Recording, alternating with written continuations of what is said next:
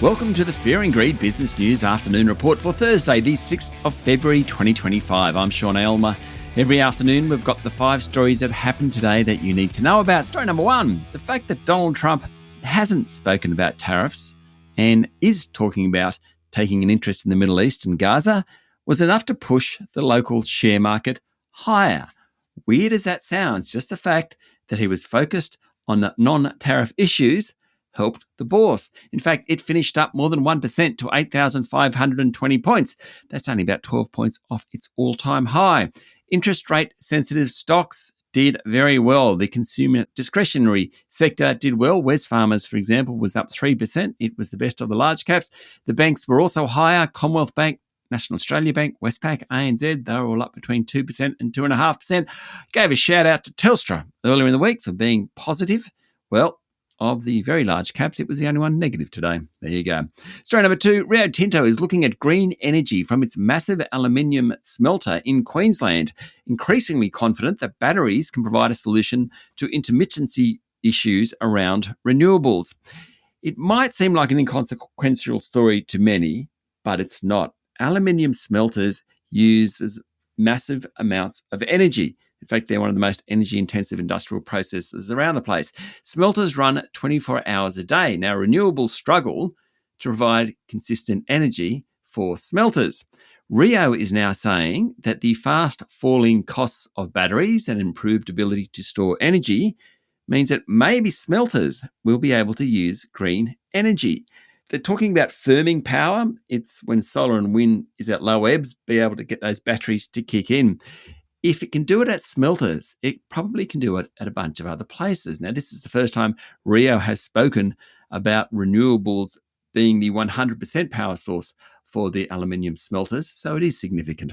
Story number 3, online property group REA has kicked off earnings season, announcing a 26% jump in profit, triggering a 3% rise in its share price.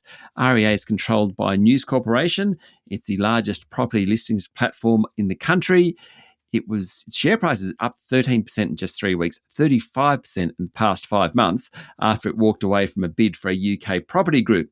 Now, the strong 6 months to the end of December was on the back of plenty of listings and the ability to charge good money. Sales volumes across the sector are higher, and part of that is because buyers are benefiting from a moderation in price growth. So companies like REA and Domain only care that there are ads. They don't care whether the market's going up or down. Its long-term boss, Owen Wilson, that's REA's long-term boss, Owen Wilson, been there for 6 years. He today said that he'll step down. Now, the jump in REA's revenue and profit helped News Corp's overall result as well. The media conglomerate reported an increase in revenue and earnings. Its share price jumped 5%, best of the top 200 today. Now, REA is part of News Corp, but lots of other things, Dow Jones, Wall Street Journal, Times of London, The Australian.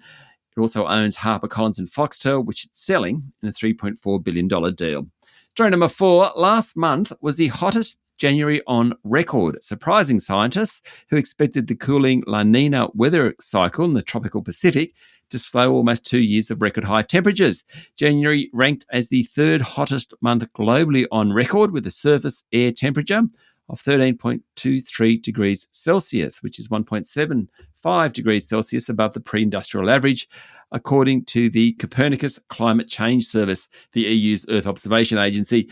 The warming is set to fuel concerns that climate change is accelerating at a time when countries like the US are pulling back on commitments to reduce emissions. Bill Maguire, Emeritus Professor of Geophysical and Climate Hazards at UCL, said the January data was both astonishing and, frankly, terrifying. He went on to say, on the basis of the Valencia floods and the apocalyptic Los Angeles wildfires, I don't think there can be any doubt that dangerous or pervasive climate breakdown has arrived. And story number 5, global consulting firm McKinsey is considering withdrawing from China, worried that doing business there isn't worth the risk, given the tense relationship between Washington and Beijing. Some senior partners have been voicing concerns since late last year, even before Donald Trump was re-elected. According to Bloomberg, the lucrative North American business can more than offset a China retreat, or at least some partners believe that. Currently, McKinsey has offices in 130 cities in 65 countries. It has a stated goal to expand, not to shrink. A record number of US companies in China, about 30%, are actually thinking of moving some operations out of the country or are already doing so, according to a recent survey published by the American Chamber of Commerce in China. That's it for the afternoon report for Thursday, the 6th of February, 2025. Make sure you hit follow on the podcast. We'll be back tomorrow morning with the Friday edition of the Fast 5 Business News by Fear and Greed. I'm Sean Aylmer. Enjoy your evening.